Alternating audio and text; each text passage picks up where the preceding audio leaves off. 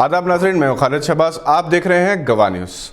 Myanmar میں بغاوت، فوج کا کنٹرول اور آنگ سان سوچی کی گرفتاری پر ایک طرف مختلف ممالک کے سربراہ تشویش میں مبتلا ہیں، بلکہ امریکہ نے تو فوجی قیادت کے خلاف وارننگ بھی دے دی۔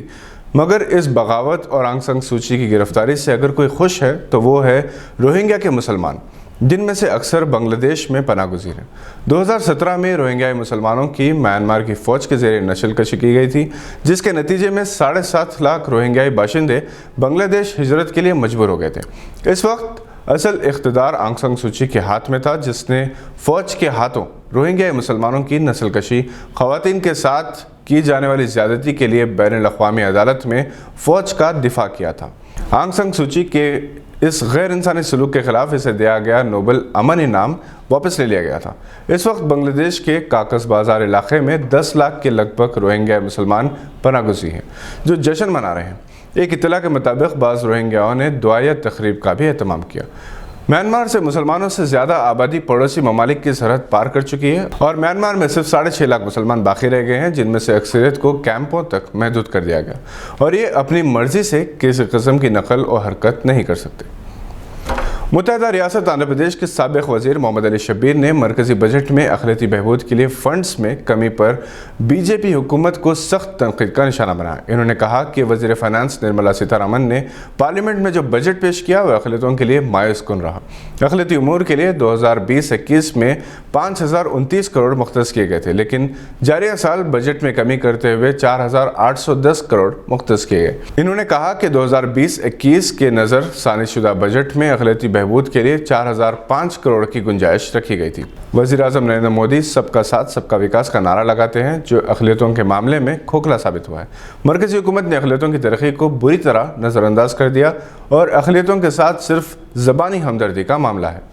محمد علی شبیر نے کہا کہ 34 لاکھ کروڑ کے بجٹ میں اقلیتوں کے لیے 4,810 کروڑ مختص کرنا شرمناک ہے، کیونکہ اقلیتیں ملک کی آبادی کا 15% ہیں۔ انہوں نے کہا کہ بی جے پی حکومت اقلیتوں کو اعلیٰ تعلیم سے محروم کرنے کی سازش کر رہی ہے۔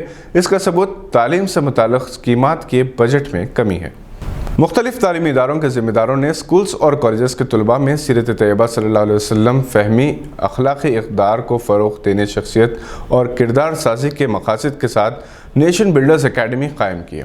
محترمہ Usman Sari principal Vision Academy high school کو اس کی صدر اور محترمہ Nasreen Fatima principal New Rosary high school کو سیکریٹری منتخب کیا گیا، جبکہ سید خالد شہباز میڈیا پلس نائب صدر، محترمہ فرخندہ فرح جوائنٹ سیکریٹری اور محترمہ Maria Tabassum Madina group of education institutions خازن ہوں گی۔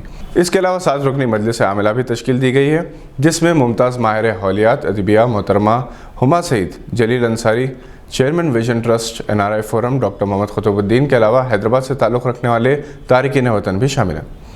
محترمہ سمینہ ملک حال مقیم کویت اکیڈمی کی سرپرست ہوں گی۔ نیشن بلڈرز اکیڈمی کی جانب سے اسکولز اور کالجز کی سطح پر سیرت النبی صلی اللہ علیہ وسلم کے مختلف مبارک پہلوؤں پر انگریزی میں تقریری، تحریری اور کوئز مقابلے منعقد ہوں گے۔ اس کے علاوہ کے معرف الدین میموریل کیریئر گائیڈنس لیکچرز کا اہتمام بھی کیا جائے گا۔ بچوں کے لیے مختلف موضوعات پر ورکشاپس منعقد کیے جائیں گے اور مختلف تعلیمی پروجیکٹس پر ان کی صلاحیتوں کے مطابق کام کروایا جائے گا۔ ان میں والدین، اساتذہ، سماج کے بزرگوں اور دیگر ابنائے وطن کے ساتھ اتحاد اور یکجہتی کے ساتھ رہنے کے اصولوں سے واقف کروایا جائے گا۔ کشمیر کو اس کی روایتی کشمیریت سے محروم کرنے کی کوشش اور سازشیں تیزی سے جاری ہیں۔ کشمیری زبان کے بعد اب کشمیر کے مشہور پکوان وازوان کو شاہکاری بنانے کی کوشش کی جا رہی ہے۔ یہ اور بات ہے کہ وازوان صرف اور صرف بھیڑ کے گوشت سے ہی تیار کیا جا سکتا ہے، اور اس کے تمام اعضاء کے علیحدہ ڈشز تیار کی جاتی ہیں۔ شرافق صحافی افتخار گیلانی کے مطابق وازوان کو 14ویں صدی میں سنٹرل ایشیا سے کشمیر ہجرت کرنے والے ہنرمندوں نے متعارف کروایا، جسے مقامی آبادی نے پروان چڑھایا۔ وازوان صرف ایک پکوان کا ہی نام نہیں، بلکہ ایک کشمیر میں ذات پات اور برادری واد کے خلاف ایک بغاوت تھی۔ ایک تھال میں ذات پات برادری سے بے نیاز ہو کر کئی لوگ مل کر کھاتے تھے۔ اب وازوان کلچر کو ختم کرنے کی کوشش دراصل کشمیر کی 700 سالہ اتحاد ایکتا کی تہذیب کو ختم کرنا ہے۔ ملک اور بیرون ملک کی اہم شخصیات اگر کشمیر کا دورہ کرتی ہیں یا کوئی کشمیر وفد ان سے ملاقات کرتا ہے تو وہ اس سے کشمیری وازوان کی فرمائش ضرور کرتے ہیں۔ وازوان دراصل کم و بیش 36 مختلف ڈشز کا نام ہے۔ کشمیر کی انفرادی خصوصیت کو ختم کرنے کے بعد यहाँ लगभग 20 लाख गैर मुकामी अफराद को रहने की इजाज़त दी जा चुकी है। एक मुस्लिम अक्सरियती आबादी वाले रियासत में हर शोबे में मुसलमानों का तनासब कम है, चाहे वो महकमे पुलिस हो या निज़ाम नस्क़ का शोबा।